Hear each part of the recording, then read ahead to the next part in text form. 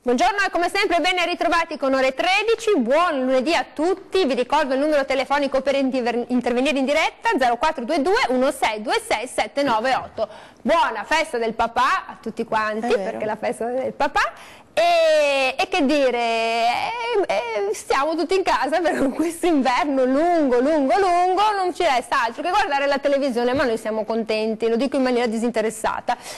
Di che cosa parliamo oggi? Parliamo delle promesse elettorali, perché ormai il tempo stringe e bisogna intanto capire Camera e Senato che fine faranno e poi che cosa è possibile fare di quello che è stato promesso e invece se si tratta meramente di bufale, cioè il fact checking, cioè la verifica concreta di quello che è possibile realizzare, ci dirà poi chi aveva ragione o se erano insomma i famosi specchietti per le allodole. Abbiamo il piacere di avere in studio con noi Paolo Righetti, segreteria della CGIL del Veneto, benvenuto. Buongiorno a tutti. Il piacere di avere in studio con noi Vito Comencini, deputato della Lega Nord, benvenuto. Buongiorno a tutti. Non posso dire che è cresciuto perché lei è tanto alto, però è cresciuto di ruolo, ecco.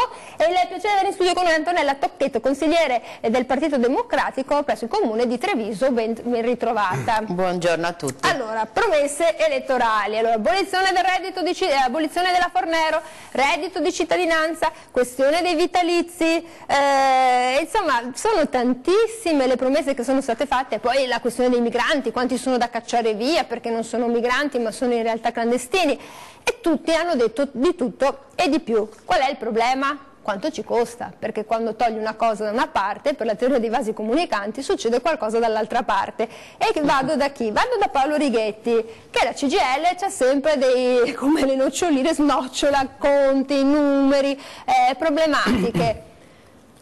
Pare che la particola comune tra il Movimento 5 Stelle e la Lega sia l'abolizione della Fornero. Però ci dicono che l'abolizione della Fornero ci costerebbe tantissimo da oggi fino al 2035, c'è chi parla anche del 2060, ma questa abolizione della Fornero A è buona, B è fattibile? Sì, è buono, dopo c'è chi usa la parola abolizione, chi usa la parola superamento, non mi innamoro delle parole, l'importante è un cambiamento radicale del sistema previdenziale, perché è necessario dare delle risposte che la Fornero ha prodotto in termini negativi. È necessario dare delle risposte per ripristinare un meccanismo di flessibilità in uscita, dove ci sia una possibilità di scelta o di opzione del singolo lavoratore, fra l'altro ci sono tante condizioni diverse, che possa ripristinare una possibilità di scelta e di andare in pensione prima, anche per evitare quel tappo che la Fornero ha prodotto rispetto al ricambio generazionale, insomma rispetto allo sbocco occupazionale per i più giovani, e soprattutto bisogna dare anche fare un intervento radicale per dare una risposta in prospettiva alle giovani generazioni e non solo, anche a tutto quel mondo del lavoro che negli anni è diventato frammentato, precarizzato, e che se le cose rimangono come sono non avranno e non potranno godere di una pensione dignitosa. Senta, per ma io le dico i numeri. L'intervento è necessario, ovviamente è necessario trovando le soluzioni che siano all'interno del sistema previdenziale, per cui legato alla contribuzione e non a forme di assistenzialismo da questo punto di vista. Senta, servono circa 400 miliardi di euro di risorse pubbliche per attuare i programmi, cioè, insomma quelli che andranno a governare. L'abolizione della Fornero ci costerebbe 140 miliardi di euro fino al 2035, sono tanti soldi, cioè non si sa se è un bene che resti in piedi e vada avanti così o se è un bene abolirla, ma poi dove si trovano questi soldi? Perché se i giovani non trovano posto di lavoro, se chi è in pensione non ci può andare, chi paga tutto? Al di là che sui numeri, insomma, i numeri si tirano con l'elastico a seconda delle tesi che si vogliono sostenere, diciamo che l'intervento che era stato fatto sulle pensioni era un intervento che non è vero che era originato da una necessità di equilibrio dei conti previdenziali, è stato un intervento di finanza pubblica in una situazione magari complicata, magari difficile come era quella del 2011, ma di fatto si sono andate a prendere risorse da un sistema previdenziale che è fondato sulla contribuzione dei lavoratori, oltre che sulla contribuzione delle imprese, per tentare di risanare, poi abbiamo visto che non è stato del tutto vero, insomma, il bilancio del pubblico. Il tema delle risorse, che vale sia per la previdenza come per tante altre cose, è un tema importante.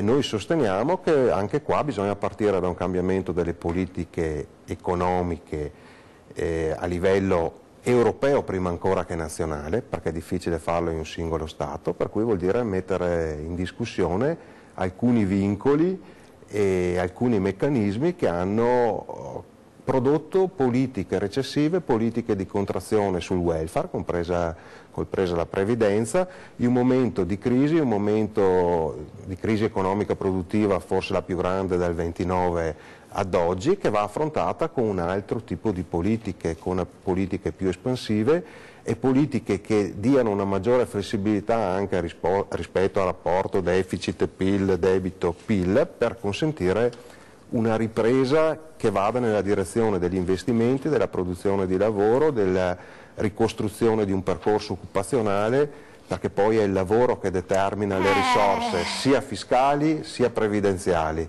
Questa è la premessa a monte che dobbiamo fare, per cui noi siamo per sostenere la necessità. Siete d'accordo? Se c'è da abolire si abolisca. Anche perché poi la Fornero l'ho sentita un po' di giorni fa. Noi parliamo di una trasformazione radicale. L'abbiamo fatta in 20 giorni, cosa volete? Noi parliamo di una trasformazione radicale, non ci appassiona il termine abolizione, no? Perché poi, modifica, si può ottenere qualcosa di buono. Risposte che dicevo prima. Allora, ristrutturazione della legge Fornero. Sì. No, perché sentite appunto dire che sì, lo so, Fornero forse non è una delle riforme migliori per le pensioni, ma cosa volete? L'abbiamo fatta in 20 giorni. Meglio non fare le cose, no? Si dice che anche che la gatta frettolosa fece i gattini ciechi, non è... Esatto. Vi ricordo sempre che siamo anche su internet, sul nostro sito di Antenna 3, quindi se volete postare, dire la vostra, moderati i termini, oggi è anche la festa del papà, siete parchi. Pronto, buongiorno. Pronto? Pronto, buongiorno a lei e ai suoi ospiti. Ormai ci parliamo addosso e diciamo sempre le solite cose. Ovviamente, perché la Fornero non passi, si dovrebbe fare una sola cosa, cioè dividere il contributivo dall'assistenzialismo, quel contributivo di chi paga le classiche marchette di una volta e che va in pensione, e una marea di persone che invece chiedono solo assistenzialismo, e guardate che andremo sempre peggio per un semplice motivo. Vedo anche la signora Tocchetto, buongiorno signora Tocchetto, per un semplice motivo che noi abbiamo molti extracomunitari qui in Veneto che sono di fede islamica, di fede induista, e che in linea di massima non manderanno mai le loro figlie e le loro mogli a lavorare, e mi chiedo come faremo. Sarà un semplice assistenzialismo, li rimanderemo a casa, perché questo è un problema grossissimo. Guardate, io ieri ho sentito un documentario e sono rimasta allibita nel sentire come ci vedono i finlandesi, i danesi, gli svedesi, che loro dicono di non amare tanta gente, di stare benissimo a casa loro perché sono pochi e con molto territorio, e non ci pensano nemmeno di prendere extracomunitari, né islamici, né induisti, di nessun genere, nessuna religione, perché loro stanno bene così. Okay. E io gli do pienamente ragione. Chiedo ai nostri politici, ormai ci parliamo addosso, bisogna combinare qualcosa. E allora, siamo qui, signora, io la ringrazio. Allora, basta chiacchiere, e cosa chiamo? Chiamo il deputato, l'onorevole Comencini, perché comincia da qui, no? La strada, se questo governo prenderà la luce, se Mattarella, insomma, ci riuscirà, ce la farà. Avete adesso l'Italia da riscrivere, perché insomma volete riscriverla l'Italia. Abbandoniamo la Fornero, che è stato uno dei cavalli di battaglia di Salvini durante le elezioni, e c'è tutto il problema anche dei migranti che avete trattato. Addirittura Berlusconi aveva dato cifre importanti, no, sull'espulsione, sul rimpatrio, e cosa facciamo? Cosa diciamo anche a questa signora? No? Dice: questi vengono e vivono di assistenza. Adesso abbiamo una grande responsabilità sicuramente su quello che ha detto giustamente il signore della CGIL, quindi sull'aspetto delle pensioni di quelle persone che si trovano magari a 58 anni a non avere più lavoro e non poter andare in pensione, si trovano a dover lavorare, fare lavori logoranti fino a 66-68 anni, quindi una situazione comunque inaccettabile e che crea appunto un tappo a sua volta rispetto ai giovani che potrebbero entrare nel mondo del lavoro e quindi invece non possono perché trovano davanti queste situazioni. Chiusi, aveva detto la Fornero, no, sono chiusi. Perché evidentemente se nel momento in cui le persone si riesce a mandarle in pensione come si dovrebbe secondo noi a 41 anni, a quel punto possono lasciare spesso spazio ad altre persone, soprattutto ad altri giovani, quindi dovrebbe essere un sistema normale e giusto, che invece è stato creata un'ingiustizia da questo punto di vista. Certamente ora è il momento della responsabilità sia per il centrodestra che porta avanti questo programma con queste linee ben precise sia sulla questione pensionistica sia sulla questione appunto dell'immigrazione e quindi di controllare e chiudere le frontiere in maniera adeguata, di rimandare a casa chi viene qua dicendo che viene qua diciamo, con l'asilo per asilo politico, in realtà viene qua per altre ragioni evidentemente e quindi è giusto che torni a casa sua se non ha diritto di stare qua. Sono tutte cose che riusciremo a fare se riusciremo a fare un governo, se riusciremo a trovare la maggioranza per arrivare a questo. Stiamo dialogando proprio per questo motivo, Salvini sta dialogando con le altre forze politiche, in particolar modo con il 5 Stelle, chiaramente guardando dei punti fondamentali sui quali noi non ci muoviamo di un millimetro perché sono fondamentali, partendo dall'abolizione della legge Fornero e altrettanto il problema dell'immigrazione clandestina, perché riteniamo che siano dei punti sui quali noi non possiamo cedere perché i cittadini ci hanno votato e chiesto di andare avanti su queste questioni fondamentali. Ecco, prendo un'altra telefonata. Queste promesse elettorali rimangono promesse? Avete questa sensazione? Siamo qui. Pronto? Buongiorno. Sì, buongiorno Nadia da Treviso. Buongiorno Nadia. Buongiorno, io vorrei dire che fanno tante promesse in Parlamento ma anche nei vari comuni che non siamo ascoltati da nessuno perché ti fanno promesse, però fatti non ne vediamo e siamo ormai esauriti, diciamo, perché di queste promesse bisogna, quando le fate prima della campagna elettorale, in campagna elettorale, però dopo dovete anche esaudirle e penso che questi nostri parlamentari sono troppo pagati. Bisognerebbe ridimensionare il pagamento dei loro stipendi. La prima cosa che dovete fare è lavoro, perché abbiamo bisogno di lavoro e meno tasse, perché ormai siamo stanchi. E anche dal comune di Treviso io ho avuto tante promesse, però non ho visto niente. Ok, Nadia, io la ringrazio. Allora, Renzi se n'è andato con la palla. Giocate pure fra di voi, lui ha la palla e sta a guardare fra i due litiganti il terzo gode. Si dice così, sarà un modo di dire, però insomma alle volte la cosa è vera. Non avete avuto il mordente, avete perso le piazze, avete perso ovviamente poi tutta la base operaia.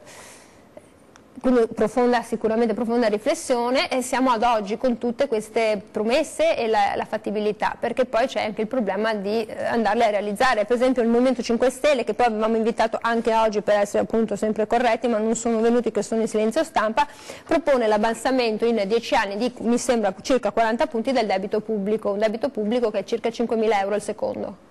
Auguri. Io a volte dico che ho comprato il popcorn e la Coca-Cola perché mi voglio godere lo spettacolo. No, allora, lei deve dire una bevanda gassata. Una bevanda gassata, sì, giusto, ha ragione. Allora, detto questo, le promesse sono state fatte tantissime. Noi abbiamo fatto la campagna elettorale e poi quando si governa è sempre più complicato sulle cose che avevamo fatto. Gli 80 euro tanto criticati, oggi vediamo che cosa riusciranno a fare di diverso. Sulla questione del Job Act molto criticato tra l'altro anche dalla CGIL, e noi abbiamo perso voti sul fronte della CGIL, perché i flussi di voti nostri, lo dico in maniera molto veloce, insomma l'analisi non si può fare in poco tempo, noi abbiamo perso voti sul fronte dei 5 Stelle, cioè proprio ci sono proprio flussi interi di gente che votava centro-sinistra, piccolissima parte, almeno nelle nostre realtà, è andata alla Lega, che ha invece consolidato il proprio voto, e all'interno della Lega si sono spostati tra Forza Italia e Lega, ma i nostri voti sono proprio andati ai 5 Stelle, che hanno fatto delle promesse molto diverse, cioè rispetto agli 80 euro davano il reddito di cittadinanza, vediamo che cosa riusciranno a fare, cioè, quindi le promesse sono state tantissime, noi non abbiamo fatto promesse, abbiamo solo detto che potevamo continuare nel percorso che avevamo fatto. Io sto a guardare se fra un anno c'è un solo posto di lavoro in meno rispetto a quello che noi abbiamo fatto, seppur nella precarietà, lo diciamo, se ci sarà un posto di lavoro in meno vuol dire che avranno sbagliato loro a fare le promesse e non aumentare almeno 3 anni di attività, il primo anno si va un po' in perdita, il secondo si però consolida, siccome il terzo hanno si detto vedono anche se che sul fronte dell'immigrazione fanno i tir fanno i voli charter o le navi e li riportano lì, voglio vedere se la caserma di Dosson, parlo di Treviso perché è la mia città, dove ce ne sono 700, se verrà svuotata nel giro di 6 mesi. Sto ad aspettare perché sono le promesse elettorali della Lega, peraltro, che ha il proprio candidato che sta correndo per le elezioni politiche, per le elezioni amministrative di Treviso. Tocchetto, la interrompo un secondo, prendo la telefonata perché sa l'ospite sacro, poi sono tutti a casa lì che si stanno mangiando, magari beati loro. Pronto, buongiorno. Buongiorno. Prego. Ecco, dicono sempre che non ci sono soldi per i pensionati, per l'INPS è in crisi, però hanno trovato i soldi da dare ai genitori degli stranieri che sono arrivati, gli albanesi, i romeni, i kosovari, gli hanno dato i soldi di pensione 500 euro a testa, gratis, e poi sono andati a casa e continuano a riceverli. Il ministro quella volta ha detto sono 7-8 milioni, cosa vuoi che sia? Niente, sono pedine, cosa sono 7-8 milioni? Capisce? Certo, lei dice anche in quello che poteva sembrare una piccola cifra, insomma è un problema importante in una situazione insomma piuttosto complicata dove la coperta è sempre corta. Allora, segnali di fumo mi dicono che dobbiamo andare in pubblicità, noi ritorniamo, poi riprendiamo un attimo la Tocchetto perché insomma ha detto anche solo un posto di lavoro scateniamo l'inferno, come si disse in un noto film. Torniamo dopo la pubblicità.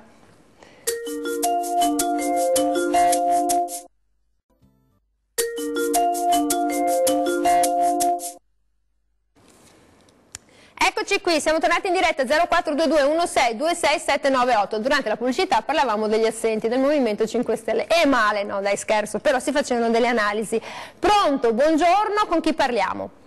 Buongiorno, sono Franco da Udine Nord. Allora, alla Tocchetto dico che le destre se non facessero niente, basta che eliminano l'ingresso di questi extracomunitari e noi si starebbe meglio. Quindi è inutile che lei dica un posto di lavoro. Se continuiamo ad avere questi extracomunitari, posti di lavoro non li troveremo mai neanche con la bacchetta magica. Tempo fa, 20 anni fa circa, c'era in una televisione un missionario, no? E un telespettatore ha telefonato e ha detto ma smettiamola di dare aiuti a questi dell'Africa, mandiamogli giù le pillole antifecondative. E poi dopo io vedo tanti programmi che hanno di queste vastità, che sono tutti gli animaletti che brucano l'erba, quindi si potrebbe mandare giù e farli coltivare grano turco, eccetera, eccetera. Quindi è inutile che si dica ma vengono su perché non hanno da mangiare, ma non li facciamo neanche lavorare, non li mandiamo giù. Diamo dei mezzi e poi... eccetera. E allora... E poi diamo le caserme, ma le caserme hanno abitato nelle caserme migliaia di nostri giovani militari e si facevano un letto, si facevano da mangiare, si pulivano i cessi che noi mandiamo lì le nostre donne a pulire la loro merda. Vabbè, allora Franco, io guarda, la ringrazio, lei ha parlato molto francamente, però insomma dobbiamo anche un po' contenerci. Allora, ci scrive sul nostro sito di Facebook, allora, ok, reddito di cittadinanza, ma non sarebbe più opportuno creare dei posti di lavoro, un po' come diceva Tocchetto, anche questo telespettatore in maniera franca, in quanto si chiama Franco, francamente, e anche il signore di prima diceva, ma come i nostri genitori, cioè noi facciamo fatica ad andare in pensione, poi quando c'è stato il momento di dare delle pensioni a babbo, mamma di persone che erano migrate nel nostro paese, non si è proprio badato a spese. Sì, effettivamente insomma alcuni errori sono stati fatti anche in questo senso, a parte che la questione dell'aiuto economico alle persone extracomunitarie non è proprio, mi sembra fatto in modo molto semplicistico, in realtà chi aveva potuto mantenere, quelli della prima generazione che erano arrivati qua sono riusciti ad avere una pensione, la pensione è giusto riconoscerla se sono 25-30 anni che comunque lavoravano nel nostro paese, noi abbiamo anche già non solo le seconde e le terze generazioni. Detto questo, sicuramente la questione... fuori tutto quello scandalo, venivano qua giù il sabato e la domenica, si facevano trovare... chiaramente, e poi avevano queste pensioni, seppur minime, ma 500 euro per noi sono poche, per loro sono tante. Devo dire che comunque la questione del lavoro è la questione gravissima che anche noi abbiamo cercato in qualche modo di affrontare. Adesso staremo a vedere cosa riuscirà a fare questo nuovo Parlamento e soprattutto questo nuovo governo. Ripeto, gli 80 euro è stata una manovra che noi abbiamo fatto e che vediamo se loro toglieranno o cercheranno di mantenere, e soprattutto la questione del Job Act che in qualche modo comunque aveva dato fiato all'economia, però se posso fare una battuta, quando ero, non io, ma portavo in campagna elettorale, sostenevo il candidato del nostro collegio, risultava che nelle aziende, seppur piccole o grandi che siano, il datore di lavoro, contento delle leggi nostre, votava PD, diciamo, centrosinistra, e l'operaio votava Lega o Movimento 5 Stelle. Vuol dire che non abbiamo parlato a coloro ai quali noi... Vuol dire che avete litigato tanto con la CGIL? No, noi volevamo arrivare a quel mondo, ma quel mondo anche con gli 80 euro non ci ha ripagato sostanzialmente. Insomma, il suo zainetto è stato sul gozzo a tutti. Paolo Righetti, allora, reddito di cittadinanza, lo mettiamo sul reddito di inclusione, insomma, per parlare in buona sostanza, in Italia ci sarebbero 13 milioni e mezzo di persone in povertà. Povertà assoluta facciamo 5 milioni e ne consegue un bel numero di famiglie, che non sono poche, circa 3 milioni. Qual è il problema? Quanti soldi diamo? Babbo, mamma, figlio, tutti quanti sono disoccupati, sono 3.000 euro a famiglia, a nucleo, come si farà? Perché a persona, no? Sulla persona che si è insistito molto. E infatti Sud Italia ha votato in maniera copiosa questa questione del Movimento 5 Stelle, infatti si è visto. Sicilia, tutti i collegi loro. Premetto che per noi la priorità, lo stiamo dicendo e richiedendo e sollecitando da tempo, è il lavoro. Come ha detto la Tocchetto però. Lavoro e lavoro di qualità. Perché è da lì che bisogna ripartire per ridefinire garanzie, protezioni, livelli di tutele in termini universali. Siamo in una fase in cui c'è un mondo totalmente globalizzato, dove le dinamiche produttive, organizzative, tecnologiche sono velocissime, producono in molti casi, non sempre, contrazione dal punto di vista anche della richiesta occupazionale. Per cui il problema di come si gestiscono fasi che oramai sono molto più veloci, che possono essere anche fasi di non lavoro, è un problema reale, perché non siamo più nella condizione di una volta in cui c'era più continuità, uno lavorava 40 anni a tempo indeterminato. Stesso posto. Ecco, per cui i problemi sono oggettivi. Essendo problemi oggettivi, noi diciamo che c'è da rafforzare intanto il sistema degli ammortizzatori che intervengono durante il lavoro rispetto alle situazioni di crisi e alle situazioni di ristrutturazione, perché in questi anni si sono peggiorati in durata e in quantità gli strumenti di intervento e questi rischiano di eliminare lavoro, non di salvaguardarlo, di creare le condizioni perché si possa rilanciare, per cui noi diciamo rafforzare con un sistema universale il sistema degli ammortizzatori, degli strumenti, la cassa integrazione, gli strumenti che intervengono durante il rapporto di lavoro. Poi diciamo che va rivisto il sistema degli ammortizzatori quando si perde il lavoro, si è ridotto anche qua in durata, in quantità, la NASPI dura al massimo 2 anni, l'indennità di disoccupazione, questo non va bene, ci sono ancora tante situazioni di crisi appunto stiamo vedendo adesso una grandi multinazionali dell'elettrodomestico che producono mancanza di lavoro, e soprattutto ci sono ancora tante fasce di lavoratori, soprattutto quelli delle aziende più piccole e con una dimensione minore, che non accedono neanche a questi strumenti di ammortizzazione sociale. Poi c'è una dinamica che probabilmente deve guardare anche non solo a chi perde il lavoro, ma a chi lo sta cercando, a chi non l'ha ancora trovato, a chi può entrare in una dinamica che non lo trova neanche dopo un anno e mezzo, in cui ragionare in termini di un reddito di sostegno, chiamiamolo come vogliamo, cittadinanza o cosa, non è una cosa sbagliata, anzi forse è una cosa necessaria, evitando le strumentalità e la propaganda facile. Noi in questo paese una sorta di reddito di sostegno. Reddito minimo condizionato, sì, una sorta di reddito di sostegno è già stata attivata anche dagli ultimi governi. Reddito di inclusione. Il reddito di inserimento, che prima era il sistema di inclusione attiva, è diventato reddito di inserimento. Noi abbiamo dato una valutazione positiva di questo come strumento, abbiamo dato una valutazione invece negativa rispetto alle risorse che sono state stanziate e alla limitatezza del bacino che può accedere. Avete tanto litigato però col governo, per cui in termini noi diciamo che quel sistema non c'è da inventarsi qualcosa di nuovo, quel sistema che è stato introdotto va esteso in termini di risorse, in termini di bacino e di platea che può accedere. Creare posti di lavoro e finanziare chi sta cercando lavoro. È il reddito minimo di cittadinanza. Non lo so, chiamiamolo come vogliamo, io sto dicendo che ci vuole un sostegno al reddito per chi non ha il lavoro o per chi non lo ha perso da poco, insomma, e che comunque abbia la prospettiva e la finalità di un reinserimento lavorativo, non può essere uno strumento. Ma nessuno sta lì con la mano, per come ho letto la proposta dei 5 Stelle, sembra che sia una mancia. Non è vero che è un sistema totalmente assistenzialista, è legato e condizionato anche quello a una disponibilità a fare un percorso di formazione, un percorso di inserimento lavorativo. Ma sai che non sia un mini job come succede in Germania, che non conclude poi un bel tubo, perché anche il mini job in Germania è molto basso. Adesso prendo la telefonata. Ci avete litigato parecchio con Renzi? Sì, abbiamo litigato, ma non perché volevamo litigare con Renzi, perché se si fanno politiche che non sono di sinistra, allora i risultati poi sono quelli che abbiamo visto. Oddio, pronto, buongiorno, eccoci.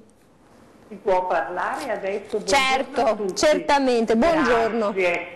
Allora, volevo dare una precisazione tramite la lettura del Gazzettino di vario tempo fa, non tantissimo, sui soldi dati al babbo e alla mamma degli stranieri. Leggo quello che è scritto sul Gazzettino. Uno Stato che dal 2000 con la legge 388 inserita nella finanziaria 2001 dell'allora governo Amato ha riconosciuto l'assegno sociale agli stranieri e ora si trova a fare i conti con un aumento di domande praticamente sempre accolte dall'INPS, visto che la legge non prevede né un minimo di versamenti né in tempi di residenza in Italia. Tenendo presente che il 20% dei pensionati del nord-est percepisce pensioni inferiori a 500 euro al mese, quei stranieri è superiore a quanto prendono i nostri pensionati che hanno versato i contributi e pagato tasse per la vita.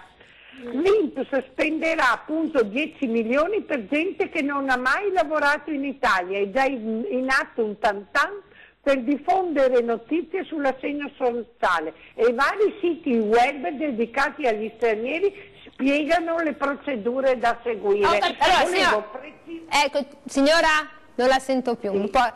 Allora, quindi lei dice, è stata messa in tutta questa situazione di legge a norma e adesso dice questi non hanno versato i contributi, noi siamo in difficoltà e dobbiamo dare i soldi anche a questi, giusto? Quando aspettano a chiudere e quello che vogliamo noi cittadini non serve a nulla? Ho capito. Allora le faccio dare una risposta dal nostro deputato della Lega Nord, da Vito Comencini, subito dopo la pubblicità. 0422 16 26 798. A dopo.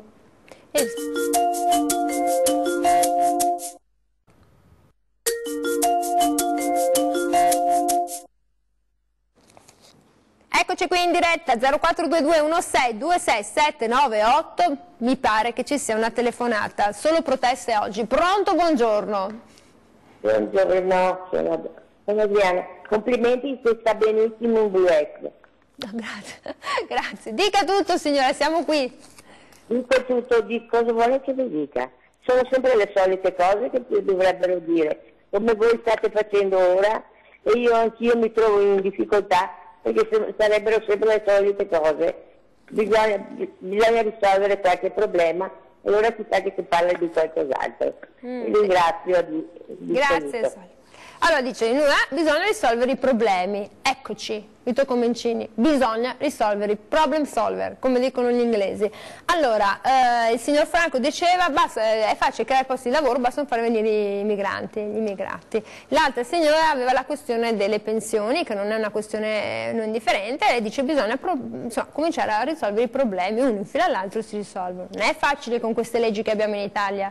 Sì, sono due problemi molto gravi. Quello che diceva giustamente il signor Franco, cioè il fatto di aiutarli a casa loro, noi l'abbiamo sempre detto e talvolta ci prendevamo anche dei razzisti, perché non vogliamo aiutarli qua. Non è una questione di razzismo, è una questione che è giusto che uno possa rimanere sulla terra dove è nato, dove è cresciuto e dove deve avere una vita normale. Quindi questa dovrebbe essere la priorità, chiaramente non solo da parte dell'Italia, ma di tutta l'Europa. Il governo europeo, il governo italiano dovrà in futuro fare in modo da situazioni di guerra, magari, chiaramente però... quelli si chiamano le persone che diciamo veri rifugiati, quelli che veramente scappano dalla guerra, tipo i siriani, tipo determinate situazioni, bisogna aiutarli qua. Ha preso diciamo atto del fatto che anche quelli talvolta si può aiutarli là, ad esempio in Nigeria, in una parte della Nigeria c'è Boko Haram, c'è la guerra, in quell'altra non c'è, evidentemente nell'altra zona della Nigeria, che è un paese molto grande, si possono aiutare i nigeriani, non è che devono venire tutti qua i nigeriani, finendo spesso nel ciclo della criminalità organizzata, perché i nigeriani che vengono qua clandestinamente, le ragazzine finiscono spesso prostituite,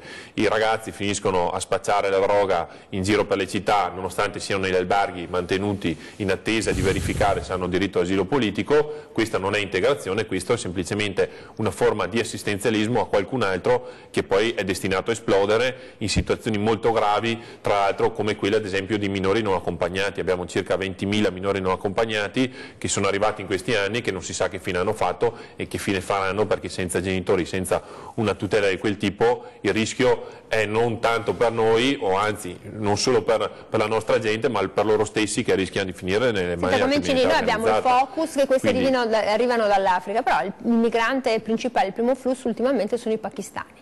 Beh certo, perché è la dimostrazione che, è chiaro, perché evidentemente è passato un messaggio e c'è qualcuno che cerca di incentivare questo arrivo, e chiaramente la Libia, la Tunisia, da dove arrivano, non è semplicemente il posto da cui scappano, come poteva sembrare all'inizio, ma è una porta aperta verso l'Europa, verso l'Italia. Questo lo si deve fermare, appunto, cercando di creare degli accordi, come si era fatto in passato, di trattati internazionali con i paesi da dove scappano, intervenire anche là direttamente, i paesi dove scappano, i paesi da dove arrivano, cioè la Libia e la Tunisia, andare là, controllare, fare in modo che ci sia un filtraggio già da là e aiutarli a casa loro a fare degli accordi con i paesi, in questo caso il Pakistan, anche per dei rimpatri più veloci.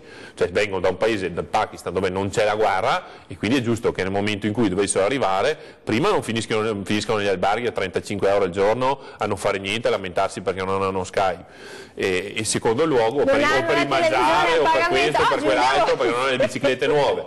E in secondo luogo che vengano rimandati a casa loro il prima possibile e che vadano là, cioè non che vengano qua a flotte in questa maniera. Questo pesa, forse era questo che intendeva dire il cittadino, sul nostro sistema economico, perché queste persone, finché non fanno il lavoro e sono qua negli alberghi a non fare niente, pesano sul nostro sistema economico, perché sono mantenuti dai cittadini italiani che pagano. E in secondo luogo, anche nel momento in cui finissero nel mercato del lavoro, ad esempio nero, o finissero comunque nel mondo del lavoro, talvolta finiscono per rubare lavoro agli italiani, ma questo non perché ce l'abbiamo con loro, ma perché evidentemente fa comodo talvolta alle multinazionali avere l'immigrato che magari non conosce o comunque non ha il nostro concetto del lavoro e di diritti dei lavoratori, e è disposto a firmare anche, purtroppo. Sì, faccio un esempio delle multinazionali, anche per carità imprese di altro tipo chiaramente, però soprattutto quelle grosse dove chiaramente l'interesse è abbassare più il prezzo del lavoro, avere persone che lavorano a bassi costi in modo da guadagnare maggiormente questo tipo di imprese, e quindi questa è una forma alla fine di incentivare questo tipo di sfruttamento. Il problema sono gli italiani che danno comunque io non è che giustifico chi fa questo, però ovvio che se gli diamo in pasto a queste imprese questa gente qua che viene lì ed è disposta a farsi sfruttare, è un modo per incentivarli, è un modo per dare ragione a queste multinazionali, ripeto, che gli fa piacere, gli va bene che ci sia questo sistema qua, che invece di cercare di creare un lavoro di piccole e medie imprese, come è il 99% dell'Italia, sono piccole e medie imprese che hanno un certo sistema di lavoro, magari anche familiare, dove c'è anche una forma di rispetto del lavoratore, no, ci siano le mega multinazionali dove non sai neanche chi comanda e ci sono migliaia di persone talvolta sfruttate a 5 euro all'ora. C'è il problema dell'etica, è un problema importante, no, nel mondo del lavoro, il problema dell'etica, ed è un problema che si sono posti anche con la flat tax, Tocchetto, perché è etica la flat tax, cioè un'aliquota unica uguale per tutti? No, non è etica, perché ci sono dei lavoratori che effettivamente hanno bisogno di avere un reddito basso, ma non parlo solo dei giovani, parlo anche di tutte quelle persone che spesso hanno perso il posto di lavoro, si rimboccano le maniche, e su questo devo dire tantissime donne che sono bravissime da questo punto di vista, e aprono le partite IVA. Quando apri le partite IVA a 45-50 anni, magari inventandosi, iniziando magari a fare le sarte piuttosto che fare altri tipi di attività, quelli non puoi mettergli un reddito uguale a chi fa il professionista, magari tutelato anche da una cassa da 25-30 anni, che comunque ha una propria tutela. Allora un reddito tutto uguale così, sinceramente l'aliquota unica al 13 al 15% che se non va bene, non va bene, perché ci sono dei fiori di liberi professionisti che possono pagare bene, e ci sono, ripeto, dico quello delle donne perché proprio ieri mi è capitato, un gruppo di donne hanno fatto un mercatino nella città ed erano donne separate, sfruttate dal marito, cacciate magari dal marito, con problemi anche proprio di sicurezza personale, che erano operai, hanno perso il posto di lavoro, sono state lasciate a casa, e che cosa hanno fatto? A 50 anni si rimboccano le maniche e si mettono a fare quelle attività che spesso le donne sanno fare, in primis le sarte. E lì aprono partite IVA. Come si fa a mettere una aliquota uguale per tutti a soggetti di questo genere? Ma così non emerge, come ci hanno detto, insomma, il nero? Certo, non è in quel modo là che emerge il nero, secondo me. E comunque anche questa aliquota uguale per tutti è certo un buon messaggio elettorale, tanto è vero, lo dico tranquillamente, che è passato velocemente, perché mentre noi dicevamo bisogna fare un sistema retributivo e anche un pagamento delle tasse molto diverso con certe aliquote, il fatto della flat tax è passato tranquillamente, tanto è vero che tutti si sono buttati a votare i partiti che la promuovevano, no, anche se all'interno c'erano delle contraddizioni, perché lo stesso Berlusconi un giorno diceva che gli andava bene, il secondo giorno aveva cambiato idea. Però non è che si risolve così il problema della tassazione, che ripeto è gravissima per tutti, è gravissima per il professionista, è gravissima però per sarebbe una certezza, Tocchetto, perché se io so che quella è fissa, supponiamo, allora dobbiamo fare che quella è, certo, non è ma che dobbiamo fare allora una modifica, un anno è il 50, come fanno in alcuni paesi, anche la Francia, ma ci aveva provato anche Renzi, diciamolo, perché adesso Renzi è diventato il demonio, ma non è così, cioè che ti arrivava già la denuncia dei redditi precompilata, cioè ecco, io sono d'accordo, noi l'abbiamo portato avanti ma era sbagliato, la Lega invece dice che va abolito, ecco, io sono d'accordo e mi auguro che sia il primo provvedimento che fanno, l'abolizione degli studi di settore. Loro lo devono fare come prima legge il giorno dopo che sono stati nominati al governo, l'hanno detto e dichiarato, su questo hanno preso i voti anche della sinistra. Beh, allora, che dire, io devo andare in pubblicità, poi torniamo, perché la questione della tassa unica, se l'aliquota unica, flat tax, se sia etica, se sia morale, e ci torniamo. E l'abolizione degli studi di settore. Gli studi di settore, torniamo, vedevo che c'era Comencini che era verde, ma non verde lega, ma non era verde lega, era verde un po' più... molto importante. Esatto, 0422 1626 798, noi torniamo dopo la pubblicità e la CGIL avrà il suo perché da dire. A dopo.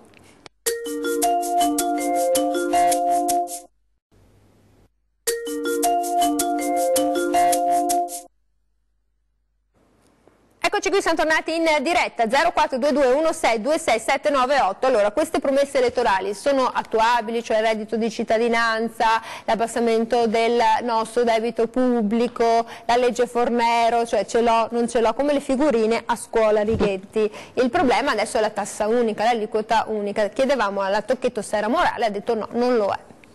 Sì, noi abbiamo una valutazione negativa sull'idea di un'aliquota unica. C'è un problema di riduzione delle tasse soprattutto sul mondo del lavoro, noi diciamo in particolare sul lavoro dipendente, ma sull'insieme di chi lavora, insomma, e con una distinzione rispetto a questo rapporto col sistema delle imprese, perché il sistema delle imprese in questi anni invece ha avuto parecchi riduzione, al di là di loro si lamentano che sono ancora poche, ma insomma hanno avuto parecchia riduzione di tassazione sia per gli sgravi contributivi legati alle assunzioni sia per la riduzione dell'IRAP che c'è stata, per cui l'intervento prioritario oggi a nostro modo di vedere è su chi lavora, sul lavoratore dipendente, sui lavoratori.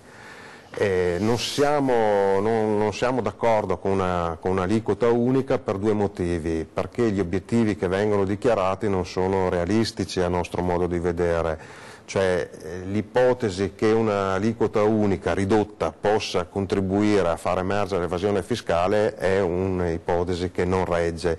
La maggior parte l'evasione fiscale più grande è un'evasione fiscale che ha determinate caratteristiche, in molti casi è un'evasione che nasce da evasori totali, che molto probabilmente al di là di quanto puoi ridurre l'aliquota continuerebbe ad avere quel comportamento e quella pratica, ma soprattutto, e questo è l'altro elemento per cui non siamo d'accordo, è che è una modalità profondamente ingiusta e a nostro modo di vedere anche in contrasto con il principio costituzionale della progressività, perché andrebbe a far pagare nella stessa maniera, in termini proporzionali, chiunque, indipendentemente dal reddito che ha, da quello che ha un reddito molto basso a quello che ha un reddito molto alto, e questo penso che sia un principio, non è democratico. Un principio e un elemento concreto non accettabile. Poi c'è un problema di sostenibilità, perché le proposte che sento, quelle soprattutto che parlano del 15%, almeno nei primi anni, nella prima fase, sarebbero molto probabilmente insostenibili con una sostenibilità di equilibrio di bilancio delle risorse pubbliche, che non è una cosa neutra, perché uno può dire chi se ne frega, no, ma il sistema fiscale è quello che alimenta i servizi pubblici essenziali, i servizi ospedali, tutte le funzioni, le cose, no? Se si abbassa drasticamente questo livello di copertura. Poi c'è un altro elemento, qua c'è il neodeputato che forse può chiarirci meglio se abbiamo capito bene o male. Sembra che questa proposta della riduzione al 15% si basi sulla contestuale eliminazione di tutte o di molte delle detrazioni fiscali. Allora si dà con un braccio e si toglie con quell'altro, anche qua in maniera iniqua rispetto al livello di reddito, alla diversa capacità e condizione reddituale, certo, rispetto alla propria condizione di vita. Allora, Vito Comencini, studi di settore risolti. La unica tassa non è etica, se lo sentiamo dire sempre più. Io credo che non sia etico il sistema che c'è in questo momento, con imprese che devono pagare il 60-70% di tasse, con 1000 tipi di aliquote, 1000 tipi di tariffe, con un sistema che prevede l'onere della prova, l'inversione dell'onere della prova a carico di quello che viene sanzionato, diciamo, per evasione o quant'altro, cioè deve dimostrare lui, che sia chi lo accusa, dimostrare, ad esempio, c'è una cosa assurda, c'è una serie di sistemi assurdi di burocratizzazione anche dal punto di vista fiscale che secondo noi vanno eliminati. La flat tax andrebbe in questo senso, chiaramente con delle clausole, con dei sistemi di salvaguardia che vadano a salvaguardare i redditi minimi, quindi non è che diciamo la flat tax al 15% e dopo chi si è visto si è visto, ci sono vari sistemi con delle clausole di salvaguardia, con le detrazioni, con le persone a carico, quindi comunque delle detrazioni che vadano a tutelare anche ad esempio le famiglie numerose, e quindi un sistema che vada a togliere quella pressione fiscale che in questo momento pesa tantissimo, come dicevo, tenendo sempre in considerazione che specialmente nel Veneto, ma in generale in tutta Italia, da noi la gran parte sono piccole e medie imprese. È un conto se la tassazione è alta ed è pesante su una grossa impresa, su una grossa multinazionale, ma quando pesa su una piccola e media impresa familiare rischia di portarla alla chiusura o comunque alla fine non avere un reddito sufficiente, e questo cosa comporta? Che a sua volta l'impresa non assume lavoratori. Cioè, quindi siamo sempre lì, parliamo di creare posti di lavoro, ma se non abbassiamo le tasse questo non riusciremo a farlo. Quindi noi partiamo da questo concetto e siamo convinti che appunto possa emergere poi il nero nel momento in cui chiaramente, una volta creata una tassazione giusta e non come è in questo momento, si possano veramente introdurre delle sanzioni pesanti nei confronti di chi evade, dei grossi evasori, perché a quel punto non c'è più scuse. Allora sì, a quel punto li bastoni in maniera adeguata, perché col 15% non è escluso di evadere. Ma della giustizia, perché certo, dopo ci devono andare, bisogna perché in carcere in Italia c'è meno dell'1% per reati di natura economica. Ci sono anche delle idee di sanzioni amministrative pesanti, come ritirare fermare il passaporto, ritirare la patente, cioè fare delle sanzioni anche amministrative che però incidono pesantemente sulla persona, sulla libertà della persona, e che a quel punto sono consapevoli che, a prescindere che siano dei fenomeni con multinazionali o comunque grossi diciamo evasori, verranno comunque colpiti. Allora a quel punto sì, tutto questo deve emergere, non semplicemente come si è fatto spesso in passato con dei grossi condoni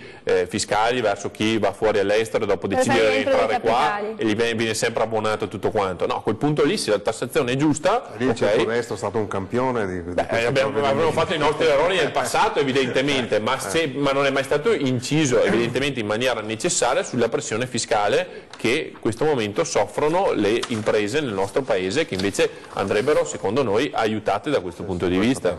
Senta, Maroni, glielo chiedo perché è una provocazione, ha detto basta che non mi fate un governo balneare alla Prima Repubblica. Cioè Maroni mi sembra che commenta con delle perle tutte personali. Cosa succede? Maroni è stato un ottimo presidente della regione Lombardia, dove abbiamo vinto nuovamente, nonostante lui non fosse candidato, ma anche per merito evidentemente suo, che delle cose buone credo che le abbia fatte. E adesso penso che sia un militante del partito, a disposizione del partito, che ha fatto la storia del partito in maniera importante, e quindi ha la libertà di dire ogni tanto le sue uscite. Dopo lì ovviamente anche il vostro lavoro, i giornalisti, giustamente talvolta amplificare quello che dicono, quindi vabbè, ritorno dei governi balneari, roba da Prima Repubblica, l'ha detto Maroni l'altro giorno,